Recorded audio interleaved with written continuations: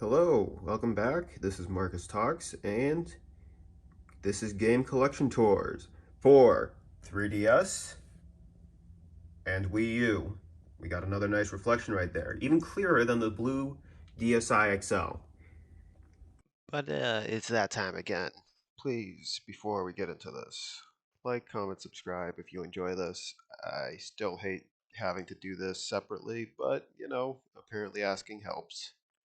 Thanks in advance, and now back to the show. So,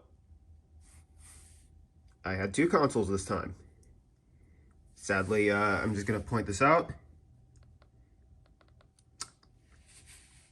My Wii U gamepad charger is broken and has been for quite a while now. So, if there were any digital games on there, which I know there were, we cannot look at them directly. And I'm going to block some of this stuff out because I don't want people seeing the serial numbers on these. But this is just a box. Yeah, that's right. My original 3DS, Year of Luigi, Mario and Luigi Dream Team pre-installed 3DS XL. I lost it. Didn't technically lose it myself. I broke it by very slightly dropping it. Top screen just would not work anymore, and turning it on was very finicky. Took it somewhere to see if we could get it fixed. They didn't fix it. They went out of business and didn't decide to call us back to see if we wanted it back. And after a couple of years, we tried to get in touch and see if they could give it to us. And guess they didn't have it anymore because they didn't have space to store everything. So we just have the box. That's nice. And as such, considering the Mario and Luigi Dream Team came pre-installed on this, if I got another console, it did not get transferred over. So that's nice.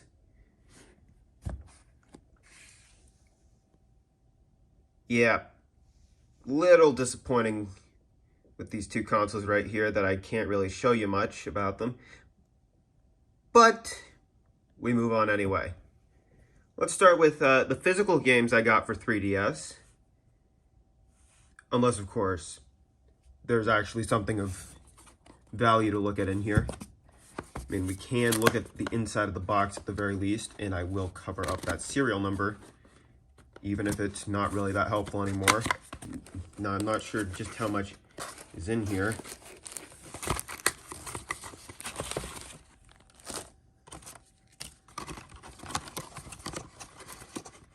This is getting skipped quite a bit. All right. Seems to be the entirety of the contents of that box, considering there's no system. We got a Toys R Us. Yep, this was purchased from a Toys R Us and then got shipped to us. Operations manual. Again, this thing is ginormous because it includes at least 3 languages. Remember when they included the AC adapter with your console?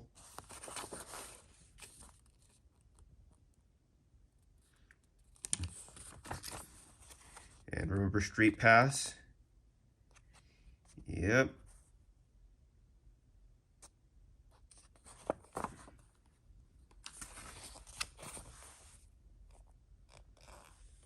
So much of this stuff is just going to be gone now in the next coming months. Street Pass has been dead for quite a while now. I don't get why they keep revising every single game. 3DS console. Like this the original model had a wireless switch to turn internet on and off. And then on every passing, on the next generation, the new 3DS, it was just automatically on at all times, which is interesting to say the least. I mean, I don't blame them. Also, the buttons were on the bottom, like start, select, and home. I'm so glad they changed that. Some of those changes were definitely for the better. SD card slot, that one's a little odd that they changed the positioning of that. On the new models, you have to screw off the back of the console and literally take the entire shell off almost. They even changed the stylish shape so that it could help pry off the back, which is so weird. And that's how you get the SD card in, the micro SD card. One nice thing about the new 3DS is that they changed how the 3D works. The eye tracking is so much better.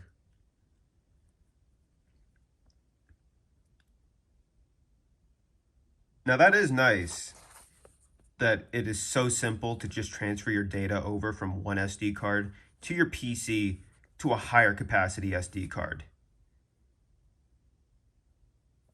Like, come on, that is great right there.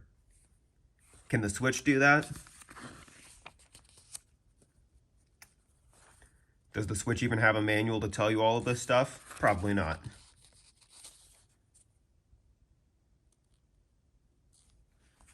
Nice backwards compatibility. You had an entire library of games you could play already.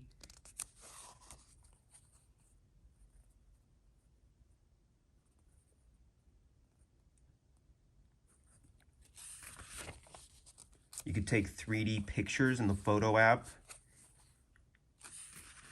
And that's at least a nice detail.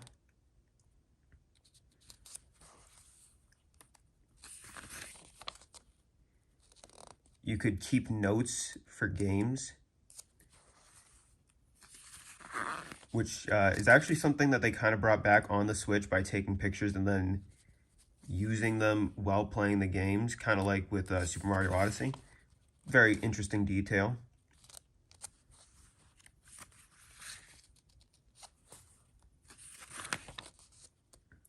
Internet browser, you could use Yahoo. Remember when Yahoo was relevant? Download Play, that was a nice feature they carried over from the DS. Internet, actually useful internet, unlike the DSi. And is that it? Oh, parental controls. Just save data backup management. Oh, that is such a nice feature that you could literally just back up save data, and you can also transfer.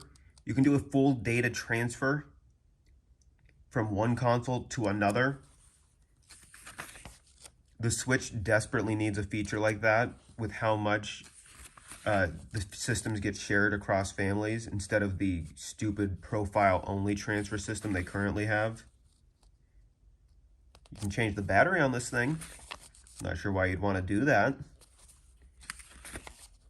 but you can. Screen protectors, that's nice.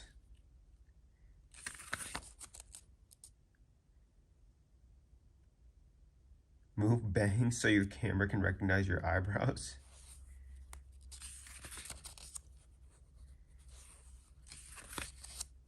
Mature rated games, that's interesting that a handheld would have those. Quick setup guide. And don't you dare use that code.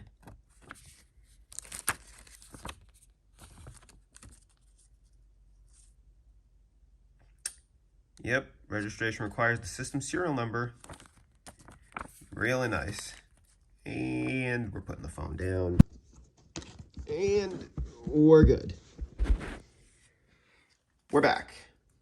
Now, let's look at the games I had for the 3DS. And this is going to be real fast.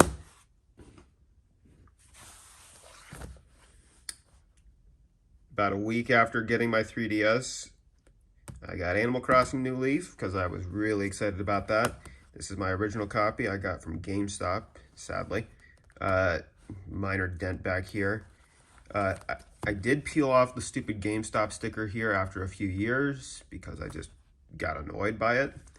And I feel like I got it peeled off very well. You can barely tell there was a sticker there. And this does have my original town still after all these years. The 3DS was pretty nice. It did have manual still. and advertising. Again, don't you dare use that code, because Club Nintendo no longer exists. They were very cost effective with these manuals.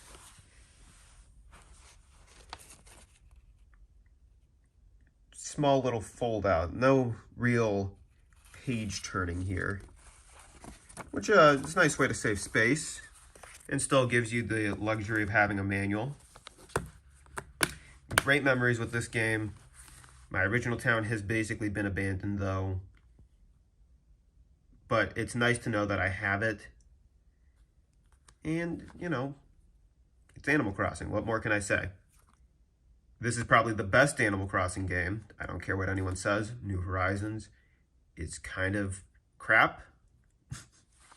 Not to say that it's a bad game, but it just does not have a lot of the appeal that the older games had. And then we come to Super Smash Bros. For 3DS. Oh, I'm sorry, for Nintendo 3DS.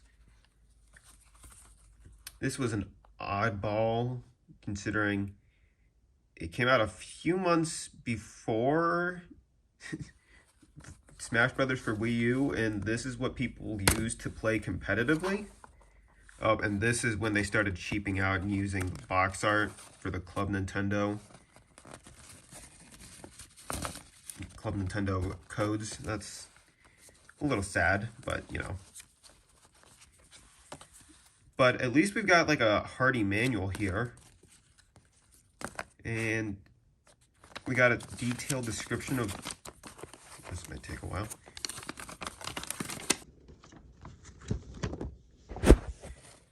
And presto, digitation.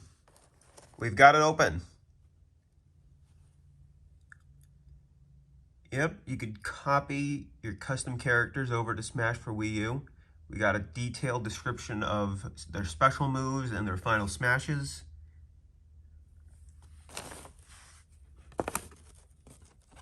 Which is pretty nice. Even Smash Brothers Ultimate kind of cheaped out on this, because again, they don't make manuals anymore. Nice little detailed descriptions though. Not overly detailed, but still, I didn't want that closed. Nice little details like this. These are the Smash 4 newcomers here. Were there any on this side? Yeah, we got Villager and Wii Fit Trainer. Folding this was way easier than unfolding. We got nice little manual. Great game. Had some great modes like Smash Run, which I'm very sad did not come back. Smash Run was pretty much what I would play a lot of by myself, because I didn't have friends that also had this game. So a little disappointing, but we live and learn and move on. And then here is a used new 3DS XL I bought just last year.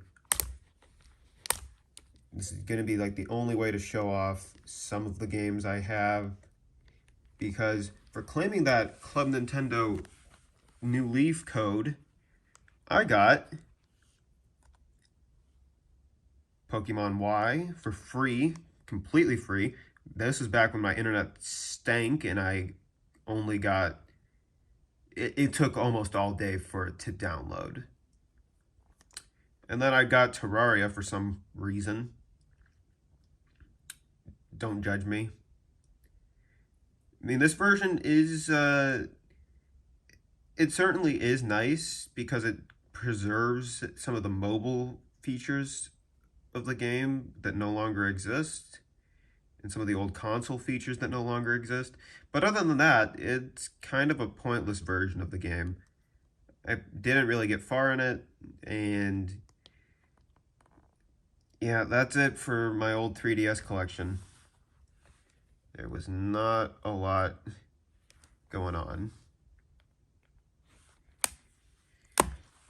But let's move on to darker times with the Wii U. Let's start with the two games I got as soon as I got my console on my birthday, 2014. We got Nintendo Land, a great console bundle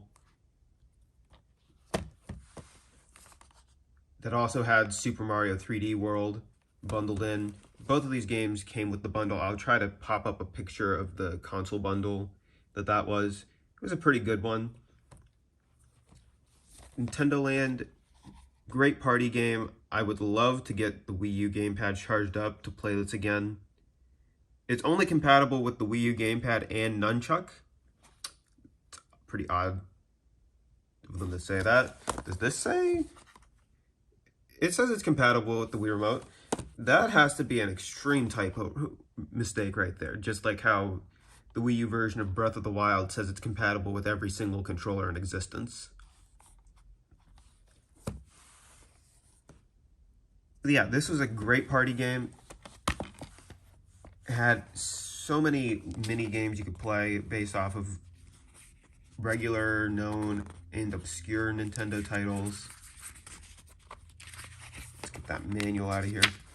Visitor's Guide. There we go. Again, there's a Club Nintendo code that's unusable. Yeah. Nintendo Land manual. Get rid of that. Yeah, let's see. Control Tower, attraction gates, tour train, prizes, and Mii characters. This was pretty fun. It had replay value to replay by yourself. We had the great multiplayer games, Legend of Zelda Battle Quest, Pikmin Adventure, Metroid Blast, Mario Chase, Luigi's Ghost Mansion, and Animal Crossing Sweet Day. This was purely cooperative, the Legend of Zelda, where Wii U gamepad player would use use a bow, and then the three other characters with Wii remotes would use a sword. It's pretty fun. Pikmin Adventure, the gamepad player would be Olimar and have their own tiny Pikmin, and then the four other players would play a red, blue, yellow, and white Pikmin, larger, which could not be thrown by the gamepad player. Metroid Blast was, yeah, right there we see it has single player mentioned, and then cooperative, and then we have cooperative, versus, and single player. Pikmin Adventure's single player offering was basically the same as cooperative, and then its versus was kind of boring. You get trapped in a small arena and just fight each other for a bit. Wasn't really that interesting. Metroid Blast, again, the single player and cooperative were basically the same thing, but the versus would take some of the maps from the single player, and I think there were a couple maps that were exclusive to it, but it was kind of like taking a Metroid game and then condensing it down into a level system, which was pretty fun. But then the versus would pit the gamepad player in the gunship against up to 4 other players on the TV who would be on the ground. I'm going to be honest, unless you made the gunship one-shot kill, there was basically no way for the gamepad player to lose. So yeah, Mario Chase was purely versus, where the gamepad player would be Mario, and the 4 other players with Wii remotes would be Toads trying to catch Mario. If you didn't have all Toads, they'd get replaced by Yoshi things to just knock down the player as Mario to give the Toad players a chance to catch Mario. It had a few fun maps, some of them with better gimmicks than others. Luigi's Ghost Mansion, another purely versus game. The gamepad player would play as a ghost, and then the 4 other players would play Mario, Luigi, and then Waluigi and Wario with flashlights. The ghost's goal was to knock out all of the players or survive the timer, and the ghost, the other players would have to flash the ghost with their flashlights to take them out. That was a fun one, but again, obvious, very in favor of the Ghost player. And then Animal Crossing Sweet Day was it was very interesting. It was another purely versus one. The 4 other players would be animals collecting candy. If it was single player, there would be drop-off points for the candy. But if you had more than one player as an animal, you'd have to hold the candy the entire game, which holding more candy made you slower, therefore making you easier to catch. The gamepad player would play as Copper and Booker. This was based off of City Folk to an extent, but you'd control each character with one stick. So I'd control one character with this stick and then another character with that stick. And the trigger buttons back here would cause you to do a tackle. Your goal was to tackle each animal at least 3 times. Not each animal, any animal at least 3 times. But yeah, it got really frantic because you're controlling 2 characters at the same time. We come to the single player games. Yoshi's Fruit Cart was pretty interesting. It was purely single player. You'd see on the TV where the fruit is, and then on the gamepad it was invisible, but you could draw your line, which the Yoshi would follow. But you couldn't see the line on the TV. Octopus Dance, based off of Game & Watch games, very loosely. It was also single player. You'd have to move the gamepad and the sticks to perform moves, which it was pretty good. Between rounds, it would switch between the TV and the gamepad, which you had to look at. It got very frantic in the last rounds. I played that one a lot.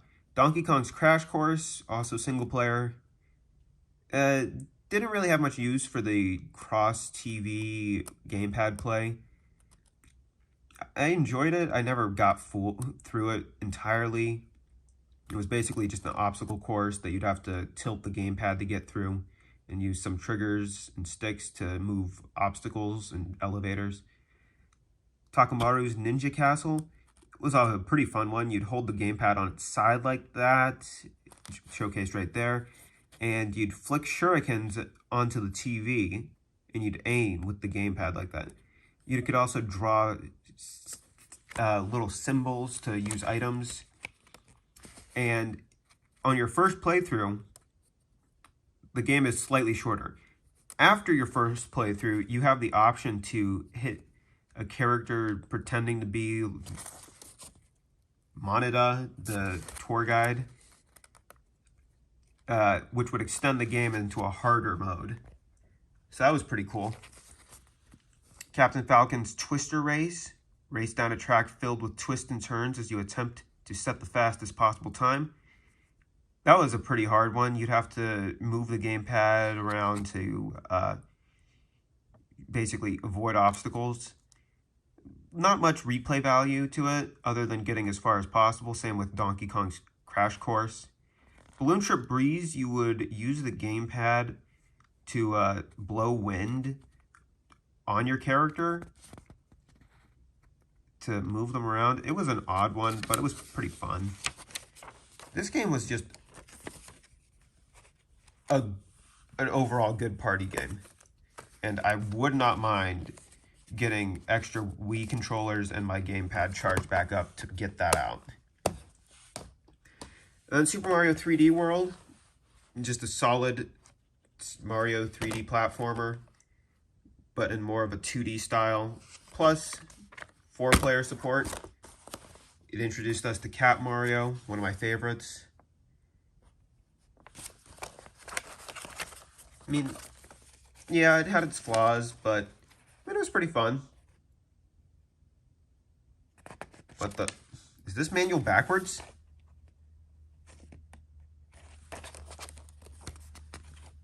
For some reason, English is the second language in this manual. That's really odd. You don't expect to see that. Oh wait, it's a fold-out manual.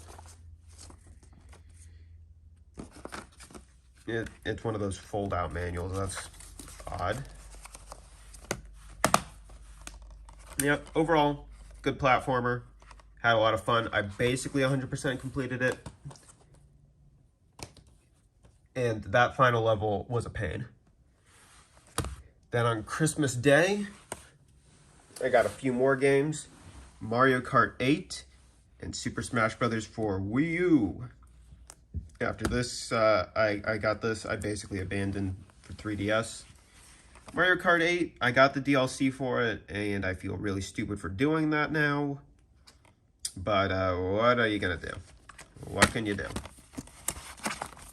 It had a great zero gravity mechanic, but ultimately it just led to ramming into everyone when that happened, when the switch occurred.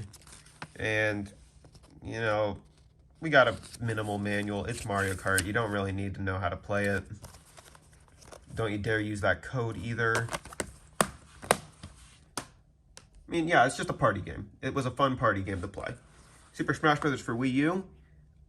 I was very glad I got this because I scanned both, I redeemed both codes for 3DS and Wii U within a certain time after both games had come out, which gave you both Mewtwo early when he came out as DLC. Still have him, thank goodness.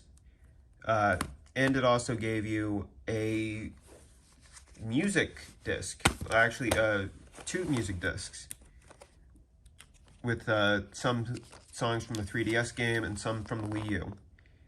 This is when they started doing that whole GameCube controller adapter. The 3DS was a controller you could use if you had either for the 3DS game, or if you bought, yeah, you can still buy it technically, but they sold the ability to use your 3DS as a controller for this game. That is honestly pathetic, if I'm being honest, and a little sleazy. Yeah, you could transfer your Wii U characters over to your 3DS game. We got the Mii Fighters and all their main special moves in Final Smash. Basically, just a copy from the 3DS game. Sadly, the DLC characters didn't get their own unique special moves.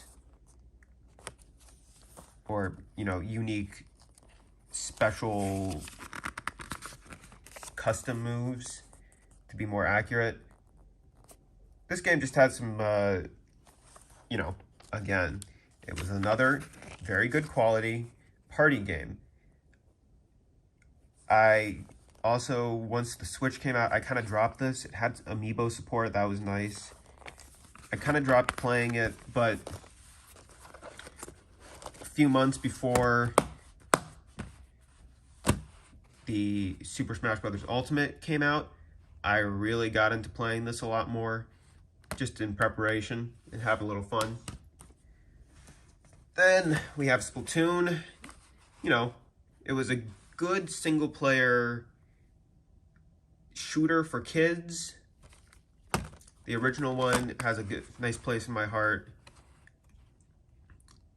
considering, you know, it was the first game. The story mode was way better than Splatoon 2's, in my opinion.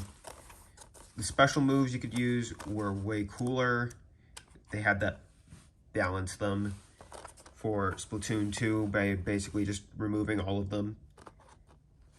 The gamepad made this way cooler than the Switch version because you had a constant view of the map. This was the best way to reveal and bring out a new IP. And, you know, if the servers are still up, which I'm pretty sure they are, I could see myself playing this version for a little bit longer. Splatoon 2 kind of lost me. Salmon Run is a pretty fun mode, but this had the original weapons, the original specials, the original super moves, the original story mode with a much cooler final boss, and a lot of arcade games to play if you had Amiibo, which I did not. Then we have Super Mario Maker, which came in like a cardboard sleeve, which mine is still in pretty good condition. It's got, you know, like this right here, and I mean, it's cardboard. What are you going to expect? But at least it... All right, go down.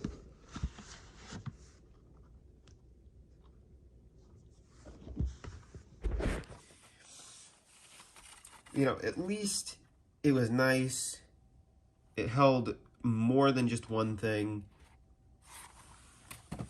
We had a manual, basically, that was too big for the game box itself to hold. It's really nice to have this. The game itself, which I'm pretty sure there's no manual in here because this is just a copy of the cardboard sleeve. Yeah, you got health and safety information. The game disc itself, this was the classic Mario Maker. It had some features that the new one should have had, quite honestly, like the skinny mushroom. We got the original Mario theme, overworld theme right there, and sheet music for you to play, which is pretty cool. Nice little Nintendo logo made out of Mario blocks and items. This also had a weird electronic manual unique to it, where in which you could input these codes and watch small little videos that were in the game itself to learn how to build stuff and level design concepts. And then there were also secret ones that you could find in this game manual. Yeah, learn how to make levels, look at levels. And we got some nice sketches and art. Examples of basic level design. And then just, you know, it's also a nice art book to look at. We're still on the basics right now. And I will try to point out any of the secret ones I find. And if you lost your art book, just look in this for look online for the codes. This game also had a pretty cool mini game you could do if you move blocks around or munchers. And then you could find flies to do the fly swatter mini game from Mario Paint on the SNES. I did that quite often just for fun.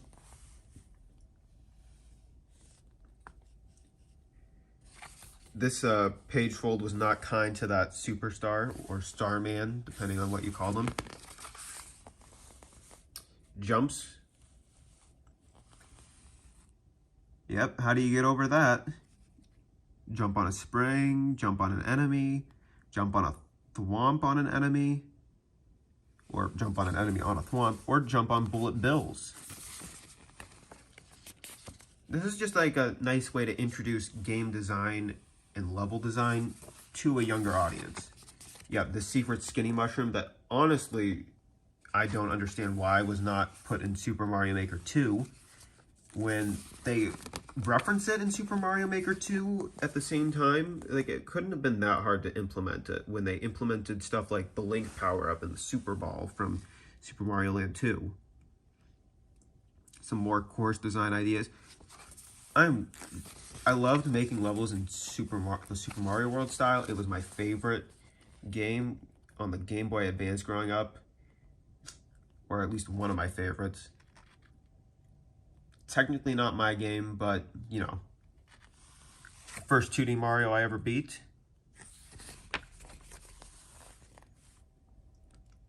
Right there, they're just showing us how to be a lazy level designer. Now, how could you get through this? Fireball. Looks like some legs right there, which is kind of funny. Shells, how you could implement shells into your level.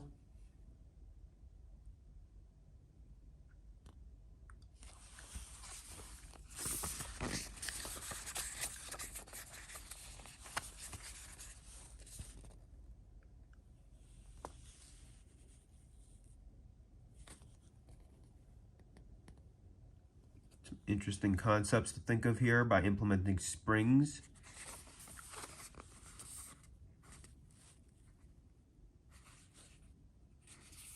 use the shell to jump on top of it to get over this spike pit.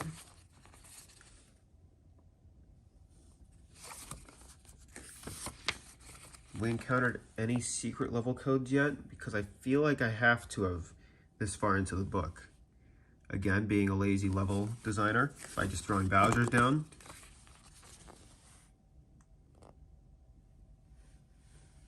And throwing random enemy patterns. Yep.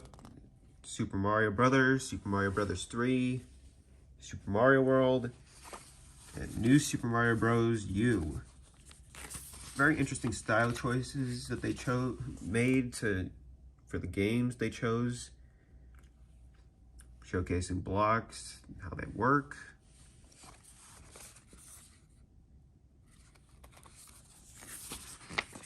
A weird Goomba shape right there.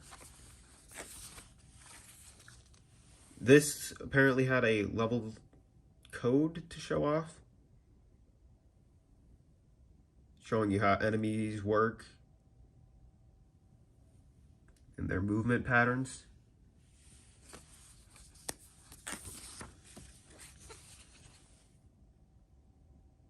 Very interesting.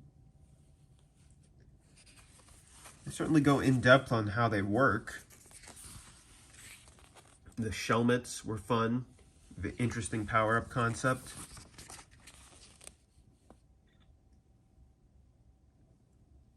This right here is just fun to look through. Just put wings on a bunch of bloopers. That's a level right there. Make an underwater Starman dance party. That's a level right there. Koopa Factory in Super Mario World. I do remember making a level like that, I think. I'm not sure. I can't remember some of the levels I made in this game. I was not a great level designer. I tried my best, but I don't think my best was good enough to actually make good levels. Oh, here we go. There has to be some secret stuff here. Some graph paper just showing off. Concept art.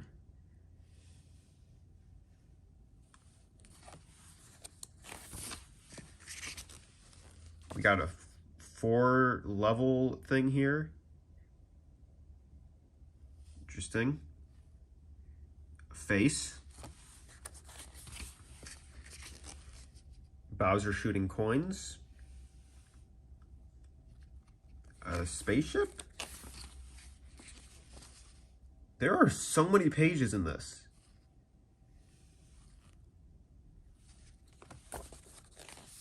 Like, there are way more pages than I anticipated. Here we go. Got 2 scrapped level codes right there, and then you got the finished one. I'm pretty sure, yeah, I do remember looking at this one.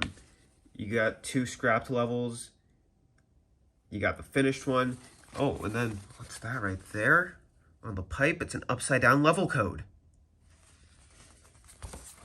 Builder Mario apologizing, it seems. Tossing a Goomba in the trash. For how many pages I've gone through, I feel like I have to have missed at least 1 or more level codes that were secrets. There's a level code that showed you a video of Koji Kondo, the composer of the Mario games, just playing some songs, which is really nice. That was a cool one. Course flashback, yeah. This is the planning sheets they used with graph paper. Just to show how the original Super Mario Brothers started. Where they would plot out the courses on graph paper. Which was very cool. It's very interesting that that's how they did it. Look, there's a code right there. World 2-2, we got a code for this one too.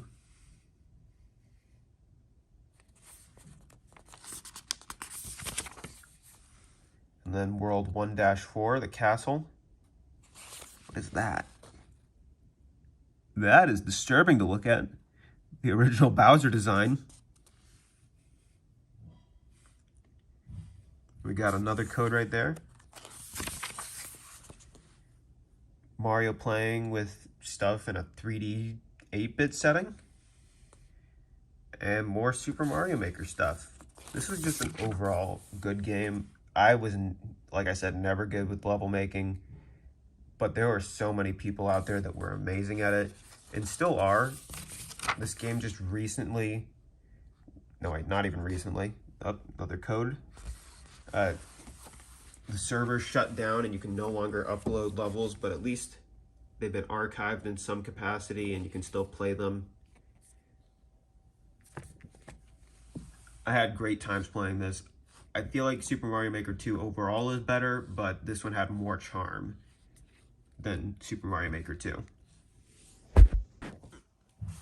Next, we have Hyrule Warriors.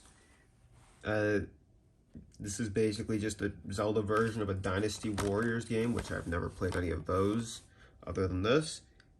It's had a very decent original story, combining multiple games together. It's basically just a super hack and slash game, which it's not bad. It's not a bad thing. Sometimes you just need one of those. Have a power trip. The weapons were interesting. There were some joke weapons you could get. For some reason, shaking the Wii remote was how you would regularly attack, I think. No idea why they would do that.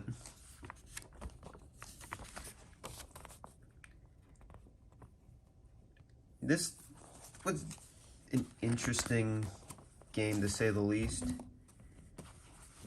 I got an amiibo, the Link amiibo, for both this and Super Smash Brothers.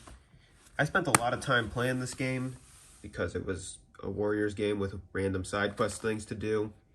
And then just cool unlockables. Again, this got re-released on the Switch with everything included for the same price as this, so I feel kind of stupid for buying it, but I had fun nonetheless. And then the Nintendo Selects The Legend of Zelda The Wind Waker HD. I got this just a few months before the Switch came out. Just wanted to see how it worked, how it played. I must have gotten this before Miiverse was shut down, actually, because I do remember seeing at least one Miiverse bottle post, so I think my timeline may be a bit messy. Overall, a really good Zelda game. Great art style, great story. The ocean is cool on your first playthrough, but every subsequent playthrough, it's just that thing you have to go through. Every game has one of those things where it's like, yeah, it was cool the first time, it's nice, but ultimately it just becomes boring if you keep playing the game. But overall, good game, good remaster of it. Cut down a lot of fat that the old game had, but I tried replaying this and collecting all of the figurines that you got from taking photos of the characters and enemies, and I missed one of these flying guys, and you can't get another picture of them if you miss your one opportunity to get it. And I just kind of stopped playing after that. I'll have to try again or play again sometime. Well, let's just look at the Wii U gamepad. That stick got a lot of use right there. This console I actually used enough to lose the stylus. These pad thingies back here, they're missing. But I cannot deny, this is a good controller. Nice buttons. TV remote functionality. Nice D-pad. Nice chunky home button. And there was one game I got digitally on here that was Kirby and the Rainbow Curse. It was a nice clay style looking game. You'd use the stylus to draw paths for Kirby. I almost said Yoshi, that's embarrassing. but it was a cool game. I played through that one a lot too. If you had other players, they could play as Waddle Dees. But yeah, I also got Earthbound on here. So I have that downloaded if I ever want to play it. I never beat it that. I've never beat that, and I feel really, really stupid for never beating that. But that was the for Wii U and 3DS generation. So I hope you had a good time, and I'll see you in the next one where we catch up on my current game collection.